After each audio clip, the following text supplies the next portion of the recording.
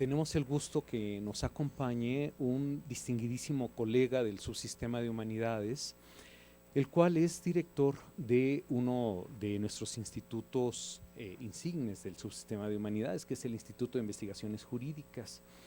Y simplemente como preámbulo, déjenme decir que, bueno, el doctor, además de una brillante carrera académica en su formación y en su desempeño profesional y académico, él es investigador del Sistema Nacional de Investigadores nivel 3.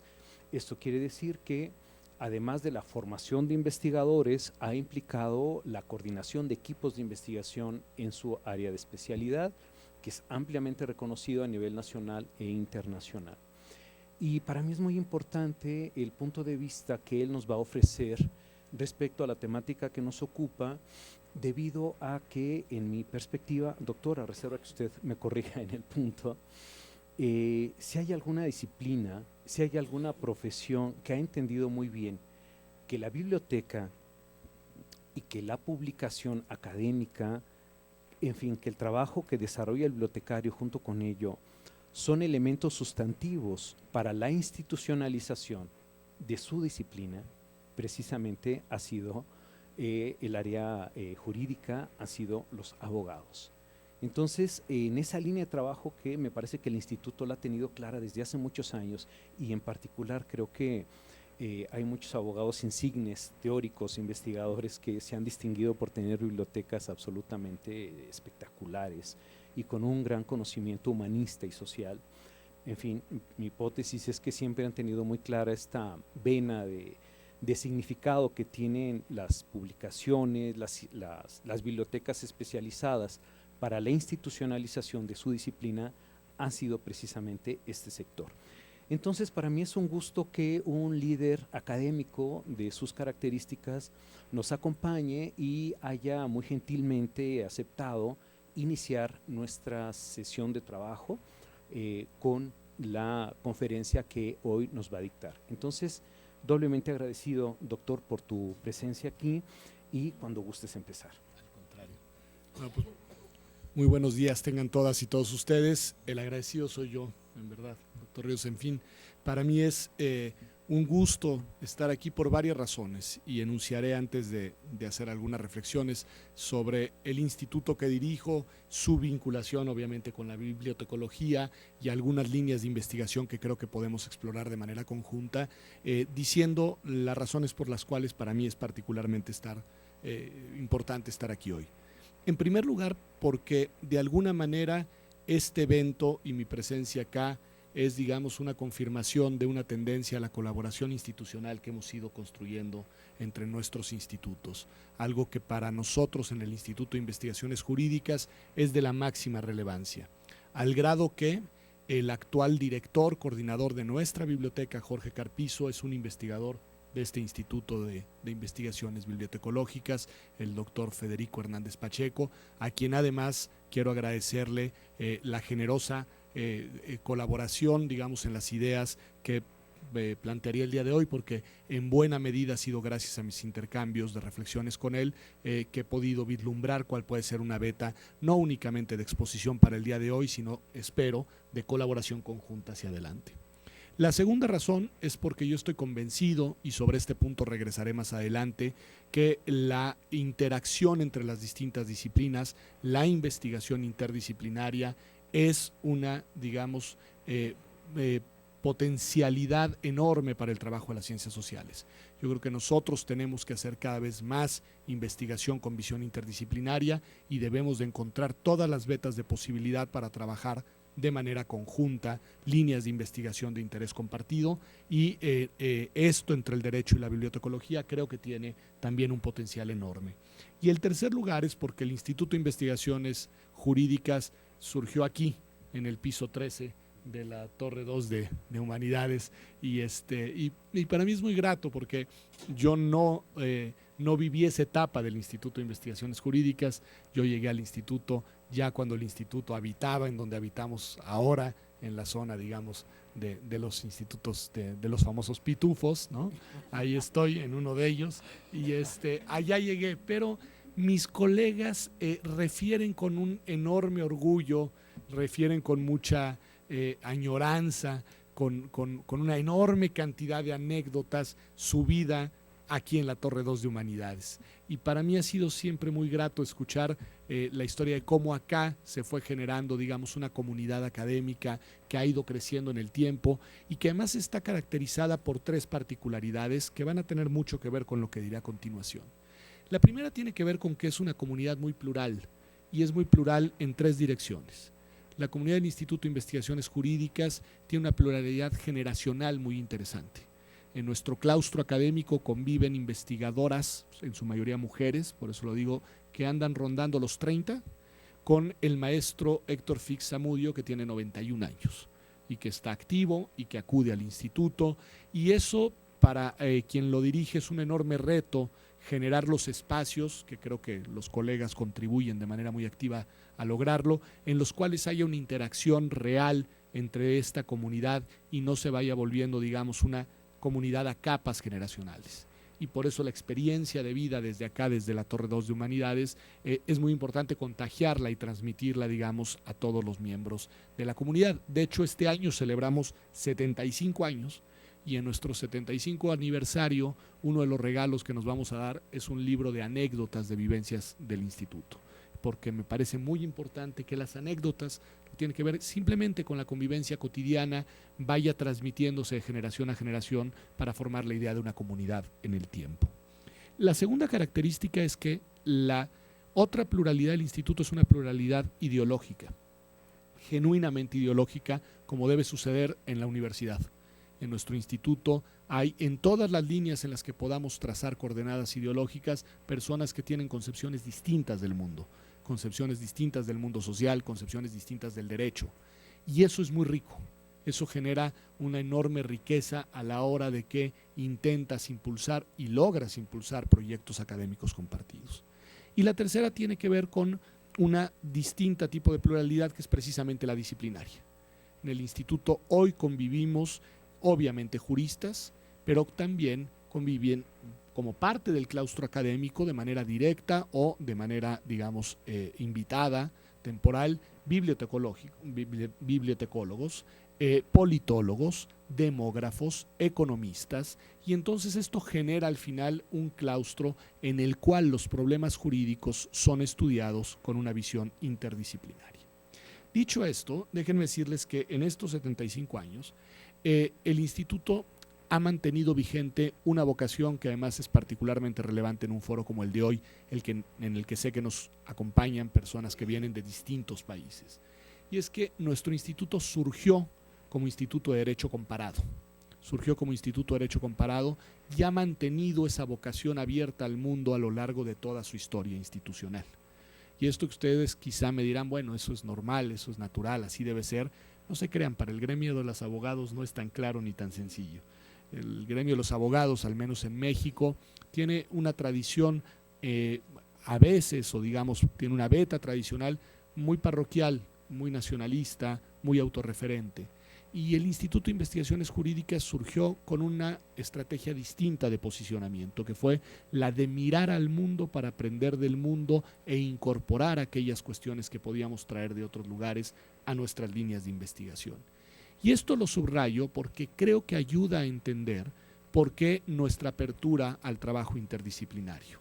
Es decir, en el instituto sabemos de la importancia de los estudios jurídicos, pero sabemos también de la limitación que tiene mirar el mundo del derecho, los problemas jurídicos, únicamente desde la perspectiva jurídica. Nosotros tenemos nuestra organización, y esto creo que es interesante, Federico me ayudó mucho a esto, porque además a la hora de ver lo que él me hizo favor de ayudarme a poner en blanco y negro, me di cuenta de algunas comparaciones y algunas diferencias en la manera en la que tenemos organizada la investigación, y creo que por ahí hay algo interesante que podemos pensar. Nosotros tradicionalmente organizamos la investigación por las áreas del derecho, ¿no? Ustedes saben, el área administrativa, el área ambiental, que llegó después, no es de las clásicas, obviamente civil, mercantil, constitucional, derecho a la información, que también es relativamente nueva, electoral, que es relativamente nueva, derechos humanos, que esa la creamos ya en mi administración, separándola de constitucional, obviamente derecho internacional, derecho penal, derecho social, filosofía y teoría del derecho, tenemos una muy interesante que es un área de investigación aplicada, un área que hace cuestiones que tienen que ver sobre todo con aproximaciones cuantitativas a los problemas jurídicos, en la cual participa igual bajo un esquema de investigadora invitada como coordinadora, exactamente digamos en las mismas condiciones que Federico, una investigadora, Julia Flores, del Instituto de Investigaciones Sociales. Es decir, tenemos un esquema igual, nos traemos una experta para coordinar un área como es el área de investigación aplicada y opinión. Bueno, en fin, tenemos este tipo de organización por áreas del derecho, pero fomentamos la investigación por líneas de investigación. Pero aquí voy a subrayar la diferencia que encontré. Nuestras líneas de investigación no están adscritas a cada área en lo particular. Ahora haré alguna referencia a lo que aprendí del instituto de ustedes, sino que nuestras líneas de investigación en realidad son puntos de convergencia de las distintas áreas y de, digamos, la invitación a personas que pertenecen a otros institutos dentro y fuera de la Universidad Nacional Autónoma de México y que ayudan, digamos, a interrelacionar visiones para responder a problemas. Les pongo 3 ejemplos de líneas. Tenemos, por ejemplo, una línea de investigación que tiene que ver con el tema de conflictos socioambientales y políticos y su impacto en el derecho. Entonces, para construir, digamos, esta línea de investigación, no nos es suficiente el enfoque exclusivamente jurídico y no nos es suficiente una visión de un área del derecho. Ahí convergen personas que son especialistas en derecho constitucional, personas que miran el derecho desde la perspectiva de los derechos humanos, personas que están adscritas al área de derecho ambiental, pero necesitamos también involucrar a personas que tienen formación sociológica, politológica, demográfica, antropológica, porque de otra manera no logras dar cuenta de la complejidad que hay detrás de las dinámicas que van desde lo social hacia lo jurídico y de regreso, ¿no? Entonces, esa es, por ejemplo, una de las líneas. Otra que es muy interesante, por ejemplo, una que tenemos de desarrollo tecnológico en México y su protección por parte de la propiedad intelectual, ¿no? Que tiene además puntos de interés. Yo varias veces le he dicho a Jaime que hay varias vetas que tenemos ahí que encontrar sobre temas de propiedad intelectual, de derechos de autor, en fin, creo que podemos encontrar vetas de trabajo conjunto en los próximos meses. Espero que con Federico logremos hacer un seminario ya conjunto sobre algún tema de este tipo, digamos, en el que haya líneas de investigación comunes. Otro, por ejemplo, importantísimo, tenemos una línea de investigación específicamente dedicada al tema de violencia y violencia específicamente contra las mujeres. Y acá de nuevo, si lo miramos exclusivamente desde la perspectiva del derecho penal o lo miramos exclusivamente desde la perspectiva del derecho constitucional, nos vamos a perder gran parte de las dimensiones de los problemas y entonces tenemos que echar mano de filosofía del derecho, tenemos que echar mano de ética jurídica, tenemos sin duda que mirar el área de sociología del derecho, pero de nueva cuenta tenemos que echar mano de otros saberes y de otras perspectivas que no necesariamente están en nuestro instituto. Entonces, Jurídicas tiene esa vocación de apertura, tiene esta vocación de apertura doble, lo vuelvo a decir, hacia el aprendizaje de la experiencia internacional y hacia el aprendizaje y el intercambio de visiones con distintas disciplinas. Ustedes, como saben, la verdad es que la clasificación de las disciplinas comenzó a darse en el plano de las universidades medievales y posteriormente en distintos momentos del desarrollo de las ciencias se fue expresando precisamente esta corriente dirigida hacia la vinculación interdisciplinaria. Bueno, para nosotros es uno de los puntos, digamos, nodales. Desde esta perspectiva podríamos decir que nosotros seguimos, digamos, la metodología propuesta, entre otros, por Jean Piaget en esta idea de la importancia de la interdisciplinariedad que implica la articulación de conocimientos precisamente procedentes de distintas disciplinas para construir explicaciones coherentes, exhaustivas y profundas, centradas en un enfoque sistémico. Y esto del enfoque sistémico me parece clave. Es decir, al final pensar los problemas desde esa perspectiva me parece que es la única manera en la que podemos dar cuenta de los alcances, además de los alcances y límites de la investigación académica. que este va a ser uno de los puntos nodales. A mí me parece que para nosotros es clave preguntarnos cuál es en realidad nuestro potencial de impacto en la realidad y cuáles son los límites que tiene la actividad académica que realizamos. Porque solo a partir de la toma de conciencia de estos límites vamos a poder nosotros construir nuevos enfoques para intentar incrementar, digamos, los espacios de incidencia. Y sobre todo en el mundo jurídico esto es relevante, porque cuando uno se pregunta, bueno, ¿y qué es lo que investigan los juristas? Que es una buena pregunta. ¿Ustedes en verdad qué investigan? Pues nosotros, hay una parte que es dogmática jurídica, que es únicamente dar cuenta de cómo están las normas vigentes en un momento dado y limitarnos a glosar su significado. Pero en realidad, si uno mira lo que hay detrás de esto que acabo de decir, son muchas implicaciones. La construcción de las normas, la construcción social, política, cultural, axiológica de las normas, abre múltiples líneas de investigación. Y después la interpretación de las normas y los actores facultados para interpretar las normas también abren muchas rutas de investigación. Y esa, digamos, que es el núcleo central del trabajo que nosotros realizamos.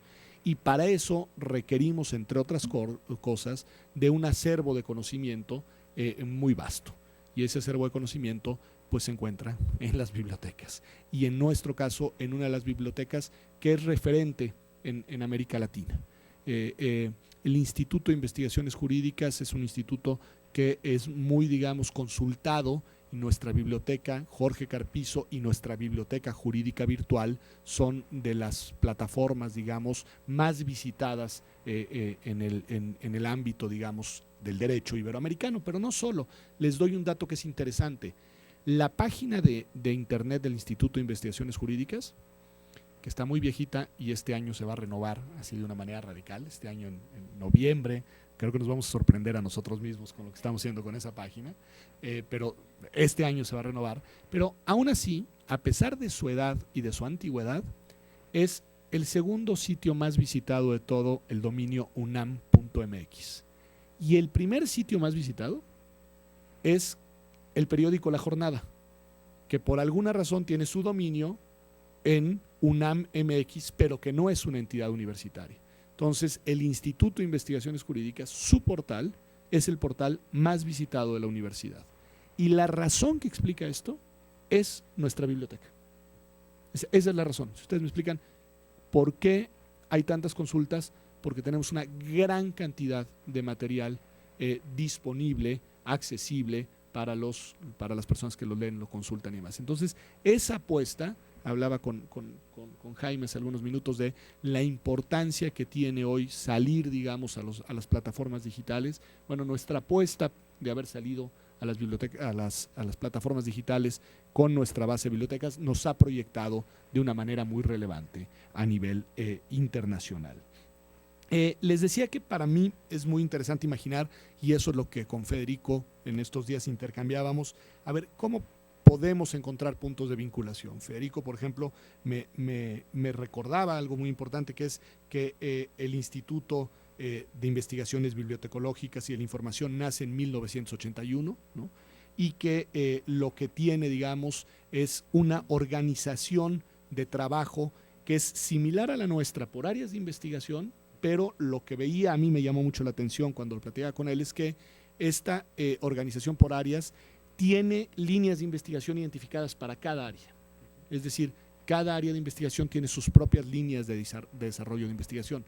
Nosotros originalmente comenzamos trabajando en esa dinámica y después tuvimos que dar el salto a esto que les decía, de encontrar líneas de investigación ya no a partir de áreas o disciplinas dentro del derecho, sino a partir de problemas.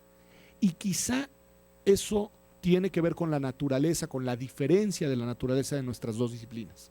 Pero también creo que tiene un potencial enorme porque nos permite pensar en qué problemas comunes podríamos identificar para intentar dar cuenta de los mismos. Creo que ahí hay un reto, al menos para nosotros, desde el punto de vista jurídico, sumamente interesante.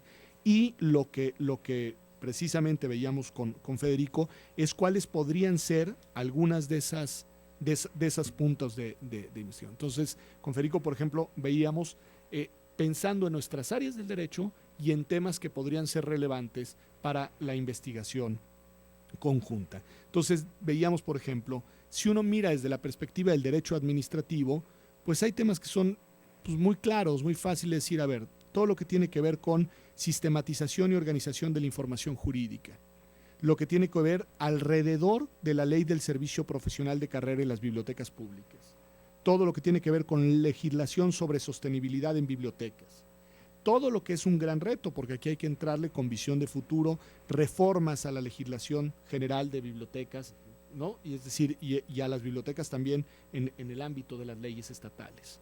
Veíamos el tema, por ejemplo, de derecho constitucional, que es mi área, lo que me gusta el derecho constitucional, y yo me preguntaba, bueno, ¿y por dónde derecho constitucional? Y el propio Federico me decía que, bueno, a ver, hay todo un tema que tiene que ver con inclusión social y participación ciudadana a través de las bibliotecas. Y si exploramos esa beta, si vemos a las bibliotecas como un espacio desde el cual se puede detonar participación ciudadana, en realidad no solo estamos vinculando nuestras disciplinas desde la perspectiva jurídica, sino que también estamos vinculándolas con una agenda política relevante. Es decir, con la agenda política que tiene que ver la construcción de ciudadanía, que tiene que ver con la construcción de democracia, que tiene que ver con la construcción de espacios de deliberación abierta y de deliberación informada, sin la cual es imposible pensar en, digamos, la construcción de una ciudadanía robusta, ¿no? Y creo que ahí hay una beta de encuentro que nos puede resultar sumamente atractiva. Veíamos todo este tema del derecho a la cultura que está muy vinculado y que es un derecho humano fundamental, que es un derecho internacionalmente reconocido en distintos tratados internacionales y en el cual de nueva cuenta podemos encontrar vetas de participación y por supuesto un tema como mucho más amplio, pero que a mí me suena muy atractivo para pensar lo que es derechos humanos y bibliotecas. ¿Qué implicaciones hay ahí? Que me parece que hay mucho. Hay, por ejemplo, otra agenda, que es una agenda que además a la Universidad Nacional, pero a las universidades mexicanas e internacionales, supongo en lo general, se les va imponiendo cada vez con más fuerza en la época, digamos, de la información, pero además en la época de, ojalá, consolidaciones democráticas, que tiene que ver con todo el tema de acceso a la información y transparencia. Es decir, esa es una agenda relativamente nueva, es decir, tener unos 15 años en México, que va cobrando una fuerza en el nivel constitucional, que es del que lo vemos nosotros, digamos, los juristas, pero que va impactando en todos los ámbitos de la vida universitaria. Y creo que ahí podemos encontrar también cuestiones que tienen que ver desde la construcción de una cultura de la transparencia, una cultura de la información desde las bibliotecas y temas que tienen que ver en nuestros nichos con acceso a la información pública, pero la información pública en sentido amplio, no solamente gubernamental, ¿no? Creo que ahí hay también una beta de investigación, que además, por ejemplo, para decirles cosas que hacemos en jurídicas, puedo decir sin que esto sea un exceso, en fin, que el artículo en el cual se consagran todos los principios, que es el sexto constitucional, en materia de transparencia y acceso a la información pública, fue en buena medida redactado, en buena medida, no solo por nosotros, pero el CIDE también intervino, por el Instituto de Investigaciones Jurídicas. Es decir, en esta lógica de nuevo, en qué consiste la investigación jurídica y qué impactos puede tener la investigación jurídica. Es viendo al mundo, identificamos que primero, desde el punto de vista, digamos, teórico y conceptual, la transparencia y el acceso a la información eran condición necesaria de un sistema democrático. A partir de eso, fuimos a mirar experiencias de países que hubieran creado marcos normativos exitosos en materia de transparencia, aprendimos de esos marcos normativos, los trajimos, hicimos el trabajo académico, no político, nosotros somos un instituto de la universidad, académico para socializar la agenda, se contagió en el ámbito político y los actores políticos nos pidieron redactar un texto constitucional que luego modificaron como debe ser en el ámbito de sus competencias, pero que en lo fundamental fue aprobado. Bueno, ese artículo, que es el sexto de la Constitución mexicana, después fue prácticamente calcado por la OEA, por la Organización de Estados Americanos, y se convirtió en una ley modelo de transparencia para toda la región de América Latina, ¿no? Ese es el tipo de cuestiones en las cuales miramos la investigación nosotros en el ámbito jurídico en esta compleja relación con el ámbito político y con vocación de incidencia social. Es decir, queremos que la investigación que hagamos impacte. No siempre lo logramos, pero a veces sí. Ahora al final les contaré, por ejemplo, la nueva cosa en la que estamos, que creo que puede ser también interesante. Bueno, para ponerles un par de ejemplos más de temas en los que creo que podríamos encontrar cosas interesantes. Aprovechar, Jaime, nuestra área de investigación aplicada y opinión para seguir haciendo encuestas nacionales de lectura, de tecnología de la información, de comportamiento de los usuarios en las bibliotecas. El gran reto, y yo por suerte fui y les pedí a los expertos que me prestaran un experto, yo sé que está prestado, yo lo sé, pero estamos aprovechando el préstamo y esperamos aprovecharlo a fondo para, por ejemplo, ¿hacia dónde van las bibliotecas en el mundo? Esa es una respuesta que solo ustedes nos pueden ayudar a entender, pero nosotros lo que podemos contarles es cuál ha sido la evolución de una biblioteca con las particularidades de la nuestra ante un gremio especial y específico como es el gremio de los juristas. Y creo que tenemos que encontrar puntos de convergencia, no solamente para transformar nuestras bibliotecas, sino para encontrar de nuevo líneas de investigación de hacia dónde debemos caminar y cómo podemos incidir y no solamente seguir las tendencias que de manera, digamos, espontánea se dan en otros lugares. Y para eso este tipo de ejercicios, como la obtención de información a través de encuestas, creo que nos puede ser totalmente útil. Ahora en el Instituto de Investigaciones Jurídicas convocamos y logramos, todavía no están los resultados, a una encuesta nacional de lectura que empezó, yo la quería hacer con el área aquí en la Facultad de Derecho y fue creciendo, al final se sumó el Fondo de Cultura Económica, se fundaron un montón de instituciones. Y lo que hicimos fue levantar una encuesta, que todavía los resultados, insisto, no están, pero serán muy pronto, para saber en qué plataformas están leyendo dos grupos de edades. Los chicos entre los 12 y 17 y entre los 18 y 25 años. Porque nuestra intuición es la que Jaime me decía hace algunos minutos, que fue la suya, y es que se están moviendo a las plataformas electrónicas. Y que si bien el papel sigue siendo importante y debemos de seguir, digamos, teniendo un proyecto editorial orientado hacia la publicación en papel, debemos de empezar a pensar con mucha seriedad cuáles son las tendencias en el mediano y largo plazo, pensando en mi instituto, simplemente para determinar cuáles deben de ser las políticas editoriales que vamos a seguir, porque somos una editorial muy importante en materia jurídica en América Latina, ¿no? Y ese, por ejemplo, puede ser un insumo muy importante para pensar otro tipo de encuestas como esta pensada en los usuarios de las bibliotecas. Sistemas de información estadística me parece que también podrían ser sumamente útiles. Me comentaba, por ejemplo, estas cosas son ideas pensadas con Federico, el tema, por ejemplo, de para el ámbito de derecho privado, todo lo que tiene que ver, y regreso a un punto que Jaime le ha insistido mucho, propiedad intelectual y derechos de autor. Ahí tenemos, y ahí no solo somos nosotros, están preocupados en estéticas, están preocupados en varios de los institutos del subsistema de humanidades, me imagino que también en las otras áreas de nuestra universidad, y quizá podríamos ser nosotros los impulsores de un proyecto de investigación común con una beta en esta dirección. Les decía que nosotros, por ejemplo, hacemos mucho derecho comparado, pues quizá podría ser interesante, no sé si fuera relevante para ustedes, para nosotros seguramente sí, hacer un estudio muy bien realizado, de largo alcance, sobre el marco jurídico de las bibliotecas en el mundo, ¿no? Cómo están y por qué, a qué responden los distintos tipos de regulaciones de las bibliotecas a nivel internacional, cuáles son los contextos, los motivos, las causas que llevan a uno o a otro tipo de regulación. Incluso Federico me decía, yo esto no lo conocía, que hay ya en otros países un área de investigación que precisamente se conoce como bibliotecología jurídica, y que quizá por ahí también podríamos imaginar que un área de investigación como esa en nuestra universidad pudiera darse entre nuestros dos institutos. Les contaba, y con esto no me extiendo mucho más, les decía que les iba a contar, por ejemplo, qué estamos haciendo entre otros proyectos, pero un proyecto hoy que me parece que puede ser interesante y que puede ser interesante también ver cómo le damos algún tipo de difusión y a ver qué productos podemos sacar del mismo. No me voy a prolongar mucho, nada más les cuento que nuestra constitución en México, sobre todo para que les ven de fuera, es una constitución que data de 1917. está a punto de cumplir sus primeros 100 años de vida. Ahora, en realidad, el texto de 1917 ya nada tiene que ver con el texto de 2015.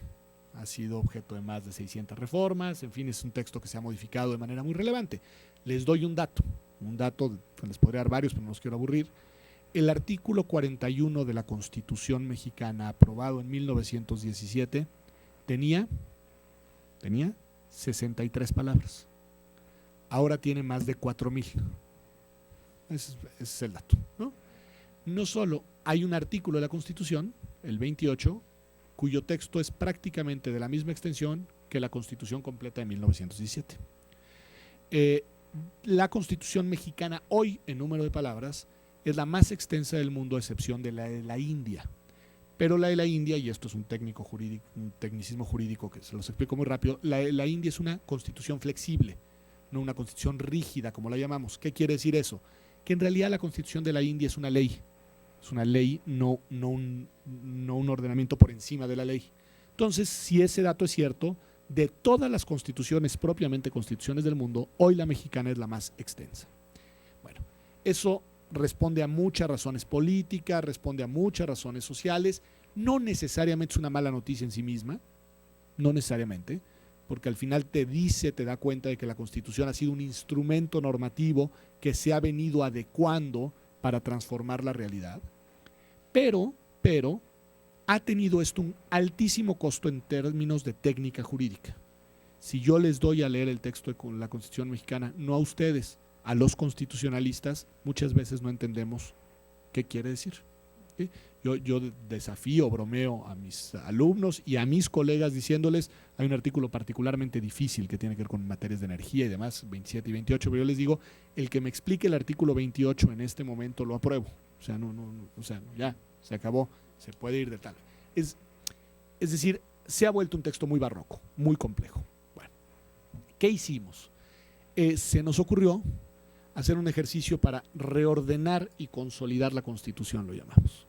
Entonces, hicimos un trabajo, una especie, a mí me gusta llamarlo coloquialmente, un poco en broma, una especie de lifting constitucional. Eso lo hicimos. Le adelgazamos por aquí, le ajustamos por acá, le movimos un párrafo para un lado, le hicimos una revisión terminológica para que hubiera consistencia, y claro, ustedes van a decir, bueno, pues les quedó del mismo tamaño, si solo se movieron dentro del cajón de la Constitución. No. Dijimos, hay en otros países, y en la historia constitucional mexicana alguna vez se propuso, una cosa que se llama leyes de desarrollo constitucional, que son unas leyes que están al nivel de la Constitución, que no son Constitución, pero que la complementan. Bueno, a estas leyes de desarrollo constitucional, que en México no existen, proponemos crear una y le pasamos el 26% del contenido de la Constitución. Es decir, le sacamos todo aquello que está en la Constitución y ya no debería de estar en la Constitución. La adelgazamos en ese sentido, pero respetamos los acuerdos políticos y respetamos las formulaciones jurídicas que forman parte, digamos, del marco constitucional mexicano. Y nos queda una Constitución muy, muy accesible, nos queda una Constitución que se puede leer mucho mejor, pero al mismo tiempo que es la misma Constitución que tenemos hoy. Esa es la gran paradoja del asunto. No nos dimos a la tarea de proponer la Constitución que nos gustaría para México, que además me temo que no nos pondríamos de acuerdo entre nosotros cuál sería esa en el instituto, sería eso una locura. No, lo que hicimos fue decir, esta es la Constitución mexicana de 2015, reordenada, consolidada, mejorada en su presentación y mucho más accesible. Y entonces, esto para contarles en esta lógica y cómo proyectar esto. Y aquí está, Jaime, me parece uno de las ambigüedades en las que uno se encuentra y que tú y yo lo vivimos por la labor que realizamos ahora, que es, bueno, primero lo decidimos publicar en papel, ¿sí? Entonces, si quieren el tomo, ahí en Jurídicas, les prometo que se los facilito, es un tomo grandote, ¿no? Pero que tiene lo siguiente. Y que acabamos de mandar a la biblioteca. Y porque yo te lo mandé a ti, sí, exactamente. Gracias, exactamente. Pero fíjense la parte interesante, que es, lo mandamos precisamente para que lo tengan en la biblioteca, pero ¿qué contiene el tomo? Nada más lo digo muy bien. Tiene un estudio introductorio en el que explicamos qué ejercicio hicimos. Tiene después el cuadro, que es un cuadrote, son como, no sé, 600 páginas, que es un cuadro hecho pues como los hacemos, al menos en mi generación muy simple y los abogados además, un cuadro, ¿sí?, en el que viene el texto de la Constitución vigente en 2015, viene lo que proponemos hacer con la Constitución y viene el texto de la Constitución ya reordenada y la de desarrollo constitucional. ¿Para qué?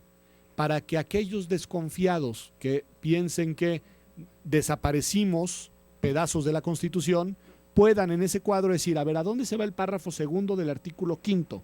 Ah, me dicen que se va al párrafo sexto del artículo 40, a ver si es cierto, se van al artículo 40 y ahí lo encuentran, ¿sí? Bueno, ese cuadro lo hicimos así y luego en el mismo librote pusimos la ley, la Constitución ya como quedaría y la ley de desarrollo constitucional. Y Jaime lo vio, pues quedó un librote que hicimos con talleres gráficos de la Nación, muy grande para la Cámara de Diputados, ahí quedó. Bueno, luego vino una parte muy interesante, que es llamar al equipo de informática jurídica y decirles, tradúzcanme esto en una plataforma informática. Los invito a que lo vean, ahí está en la página de Jurídicas, se meten a la página y ya aparece Constitución consolidada y reordenada. Bueno, cuando nos lo presentaron, el equipo que trabajó, que fue encabezado por Diego Valadez y Héctor Fixfierro, y estuvieron Eduardo Ferrer Magregor, José María Serna de la Garza, Daniel Barceló y un servidor, nos sentamos con los de informática jurídica que nos vinieron a presentar lo que habían hecho. Y era una paginita, ahí la van a poder ver, en la que aparece un gráfico muy bonito que te dice la Constitución original en 2015, la reordenada y luego te dice la ley de desarrollo. Te metes ahí y te aparecen los textos con unos llamaditos de estos de voces estilo maya en los que te pones y te va indicando a dónde se fue o de dónde viene el contenido. Y eso ya nos pareció sumamente atractivo, porque dijimos, mira, el cuadrote nos lo convirtieron en llamados de voces para que tú puedas ir siguiendo de dónde viene y a dónde fue. Y de repente había una especie de trenza de colores en medio, un gráfico muy bonito, que Héctor Fix dijo, bueno, ¿y por qué no nos hacen mi cuadro? Porque pues Héctor fue el que se pasó ahora haciendo el código. ¿Y mi cuadro por qué no lo hacen? Y las chicos de informática jurídica dicen, ahí está, doctor, su cuadro. ¿Cómo que está su cuadro? Sí, ahí está su cuadro. Pique en donde está la trenza de colores. Ahí, ponga el clic. Y lo que estas gentes hicieron a mí me sigue teniendo sumamente gratamente impactado, es que pones clic y lo que se despliega es todo el numeral de los artículos, en efecto con unas líneas de colores que te permiten ponerte en el artículo que tú quieras, se desvanecen los colores del fondo y se resaltan los colores de a dónde se fue cada párrafo de la Constitución. Y entonces el mismo cuadro es en un formato farragoso, ahora lo puedes seguir con tu cursor, en verdad, en un sistema muy atractivo, muy dinámico, muy. Bueno, ahí me parece que es un buen ejemplo de en dónde pueden converger algunos de los desafíos que tenemos entre la investigación sustantiva en cualquiera de las áreas, no solo de las ciencias sociales, y el reto enorme que tenemos de seguirlo dando a conocer a través de uno de los valores más importantes que tienen las universidades, como son las bibliotecas, y como es en nuestro caso una biblioteca en la que nos sentimos muy orgullosa y que se debe además a un equipo de trabajo sumamente profesional, de técnicos académicos, de expertos, de personal de base, de personal de confianza, que lleva años haciendo, digamos, en verdad un trabajo de precisión para tener una de las mejores bibliotecas. Nos sentimos muy orgullosos de nuestro equipo de trabajo, de nuestra biblioteca, y hoy además muy contentos de contar con un coordinador que proviene de este instituto. Pues muchas gracias y muy buenos días a todos y a todas.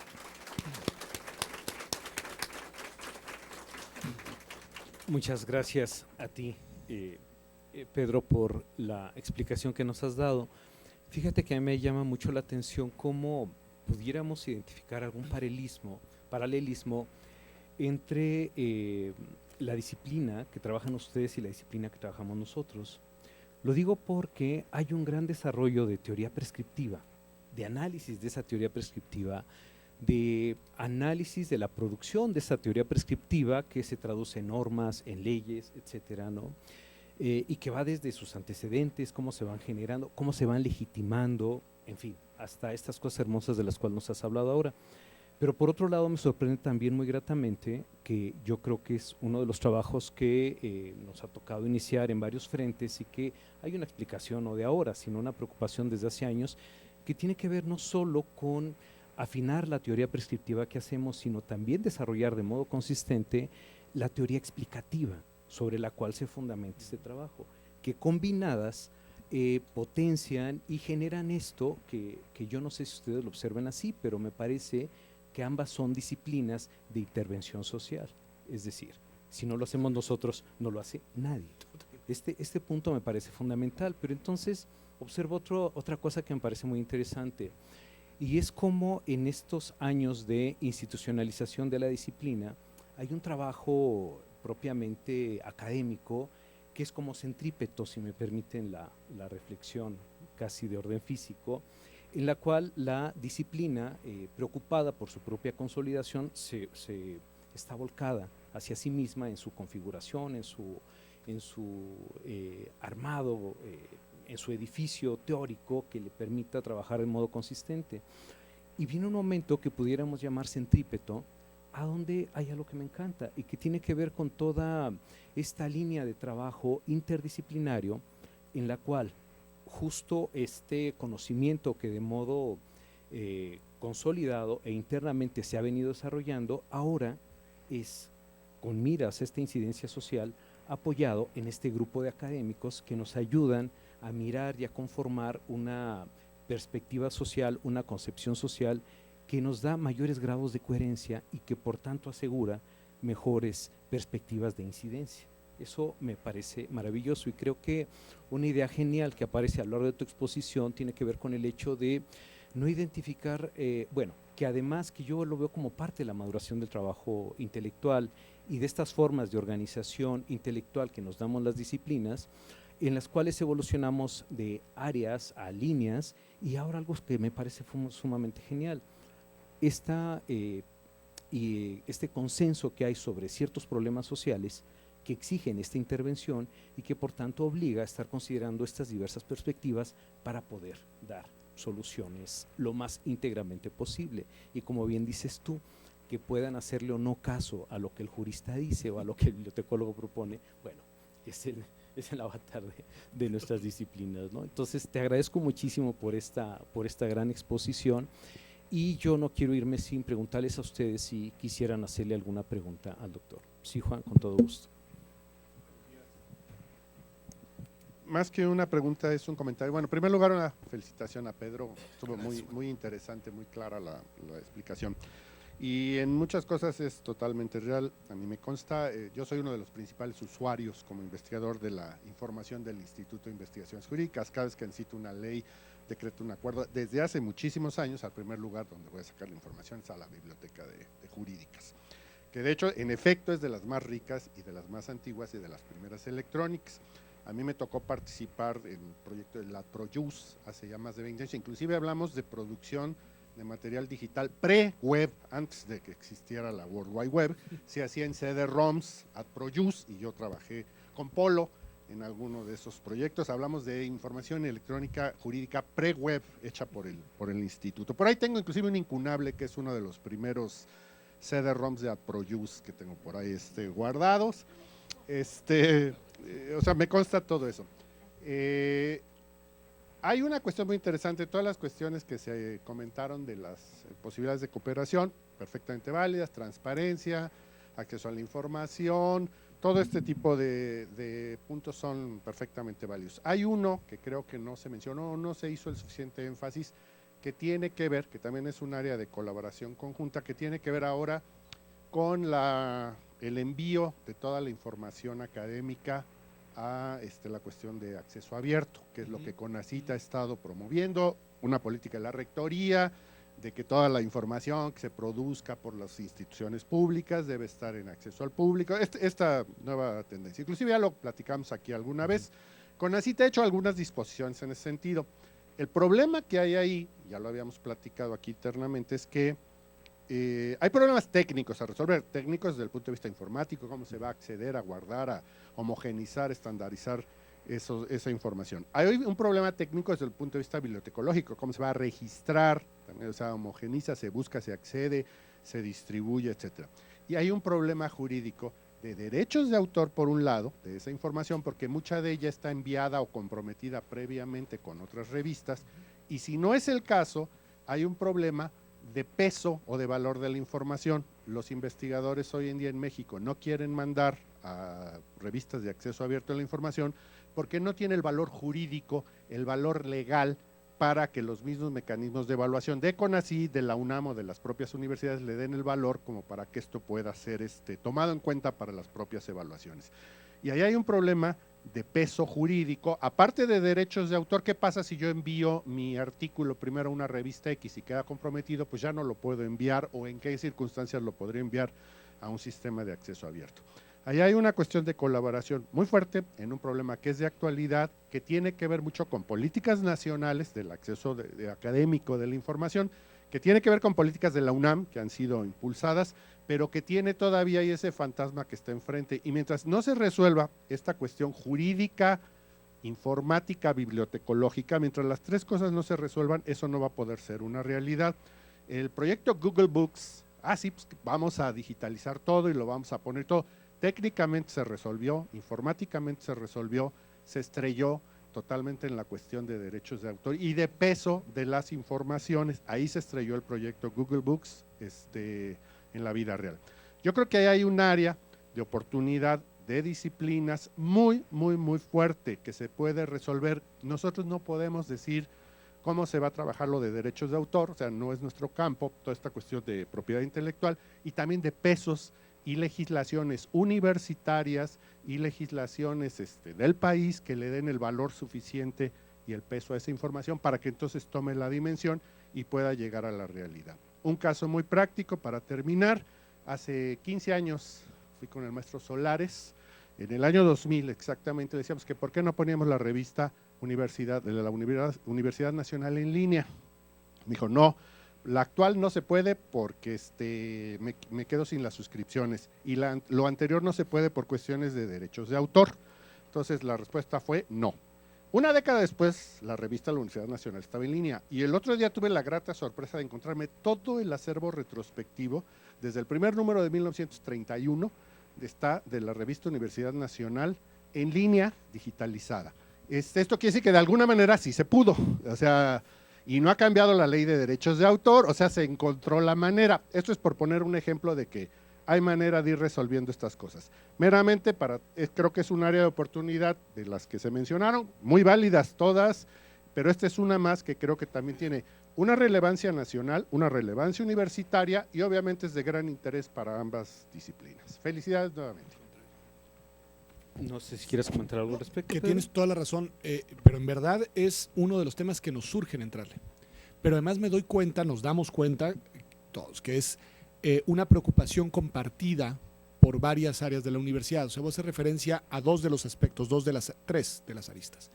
Una tiene que ver con cómo logramos alinear todas estas nuevas tendencias con la normatividad, lo dices muy bien, enfocada al reconocimiento de nuestro trabajo, a los incentivos de nuestro trabajo y obviamente a los estímulos de nuestro trabajo. En México, para quienes nos visitan de fuera, tenemos, digamos, una serie de sistemas de evaluación, de promoción y de incentivos, algunos internos de la universidad y otros que forman parte de instituciones públicas como es el CONACYT, digamos, que es el Consejo Nacional de Ciencias y Tecnología, en el que reside el SNI, que es el Sistema Nacional de Investigadores, en el que somos evaluados y del que depende, entre otras cosas, un nivel de reconocimiento que viene acompañado por un estímulo económico, ¿no? Para simplificar el asunto. Bueno, ¿cómo logras alinear eso? Y tienes toda la razón.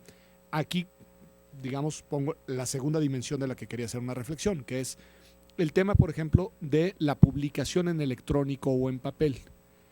Existe ya una normatividad en CONACYT que te permite que las publicaciones electrónicas sean reconocidas tanto como las publicaciones en papel. Eso es un hecho. Entonces ya hoy puedes hacer lo que estamos haciendo varias dependencias de la universidad, lo comentábamos Jaime y yo hace algunos minutos, que es, por ejemplo, en revistas, como tú lo advertías, abandonar el papel y pasar a lo electrónico. Y esto responde a datos duros, ¿eh? Nuestra revista más exitosa en jurídicas, nosotros tenemos 7 revistas indexadas en el índice de excelencia CONACYT. La más visitada, la más consultada es una que es el boletín de Derecho Comparado, es digamos nuestra revista más emblemática. Bueno, esa revista cuando llego a la dirección del instituto y hacemos una revisión de cómo estaba, nos damos cuenta que tiene una cantidad de consultas en internet que es en verdad apabullante. No les quiero dar la cifra porque no la tengo exacta y no quisiera yo mentir acá, pero es apabullante la cantidad de visitas al año. Y sin embargo, el número de suscripciones y de ventas de ejemplares, nimio. O sea, tú tienes en bodega ejemplares de una revista que está siendo consultada todos los días a nivel internacional. Bueno, ahí eso te está dando un indicador de cómo debes de virar tu política editorial. Claro. Desde el punto de vista tanto económico como racional, como de espacios físicos, tienes un indicador muy claro. Pero luego tienes que lidiar con otro tipo de actores. Es decir, tú tienes que ver los directores de las revistas, cómo visualizan el asunto, los comités editoriales, los colaboradores, y aquí viene el punto que bien adviertes. Cómo los distintos sistemas de estímulos de este país, pero también de los otros países en los que te mandan, reconocen o no el tema de la publicación electrónica. Para el caso CONACYT, para nuestros colegas nacionales, les dijimos, les tenemos una buena noticia. CONACYT ya te reconoce igual electrónico que papel. Y luego lo que nos ha venido de regreso es que eso es cierto parcialmente. Porque si bien CONACYT lo reconoce desde el punto de vista formal, en los hechos los comités de evaluación de CONACYT siguen razonando con prejuicio hacia lo electrónico. Entonces, aunque tú tengas una norma que lo permite, por lo que ustedes quieran, quizá nos pasaría a todos nosotros. Cuando te dicen, este es solo una revista electrónica, no importa que la norma diga que lo puede reconocer igual, la tendencia es a devaluar su importancia. Entonces, ahí hay un reto bien grande. Y el tercer punto, y con esto cerraría la reacción, el tema de derechos de autor. ¿Qué hacemos con ese tema? Es decir, ahí yo a Jaime se lo he planteado varias veces, lo platicé con Federico, lo he platicado, Alberto está todo el tiempo preocupado, en fin, hay varios colegas, Renato está bien muy preocupado, Estética, es decir, ¿qué hacemos con derechos de autor y con el potencial que tenemos ahora con las nuevas plataformas electrónicas? ¿Y qué hacemos pensando en la nueva política de acceso abierto? Nosotros en el portal que queremos tener a partir de ahora en el instituto, que en verdad hemos hecho una inversión muy importante desde el punto de vista intelectual y informático y demás, tiene el potencial para que ahí los propios investigadores puedan subir todo. Es decir, para que cada investigador pueda ir alimentando la página con toda la información relacionada obviamente con su vida y trabajo académico. O sea, Twitters personales y Facebook y demás, ahí están, ¿no? Pero acá todo lo académico. Pero eso, que tiene un potencial muy atractivo, viene acompañado de muchos riesgos desde el punto de vista de los derechos de autor. Y ya ha sucedido, nos lo planteaba, por ejemplo, Pedro Stepanenko en Filosóficas, que quizá algún investigador le parece que una manera de complementar la información de su página es, por ejemplo, subir directamente lecturas que trae de otros portales del mundo, sin consentimiento de las revistas o de los autores. O traducciones. Era un problema de traducciones. Bueno, traducciones incluso realizadas por él mismo, por el mismo autor, pero para una revista en la que ustedes quieran, ¿no? Oxford, tal, ¿no? Bueno, ahí hay un gran problema, porque la entidad responsable de esa violación a la legislación, ya no nacional, internacional en materias de autor, es en primera instancia el Instituto tal y en última instancia la Universidad Nacional Autónoma de México. Entonces, ahí sí creo que deberíamos de hacer un grupo de investigación muy serio que empiece a trabajar muy pronto para hacer una revisión del tema de derechos de autor pronto. Y hay otra instancia que está muy involucrada y que ha hecho cosas interesantes, es la DGTIC, que es nuestra dirección de cómputo, digamos, ¿no? Y la DGTIC está haciendo cosas ahí, Bracho, bien interesantes. Entonces, bueno, por ahí creo que podríamos, sin duda, hincarle el diente con mucha seriedad. Sí, totalmente de acuerdo. Perdón, les voy a rogar, y perdón, es que estamos con el tiempo tremendamente amarradísimos. Discúlpenme que no les dé la palabra, de verdad. Como me decían en mi casa cuando me pegaban, esto me duele más a mí que a ti. Esto me duele más a mí que a ti. Pero, no, de verdad, tenemos una agenda apretada y te quiero agradecer de veras de todo corazón, Pedro, esta magnífica charla, esta magnífica apertura, esta posibilidad de interacción institucional que de veras nos deja un sabor de boca maravilloso, porque precisamente gran parte de nuestro trabajo tiene que ver con la posibilidad de visualizar distintas formas de interacción académica a partir de proyectos que son concretos y que son de una relevancia social incontrovertible, y que en nuestro caso, a propósito del tema que nos ocupa, me parece que son fundamentales para apreciar precisamente el valor social de las bibliotecas y de la información. Muchísimas gracias, Pedro, y les ruego si le damos un aplauso, por favor.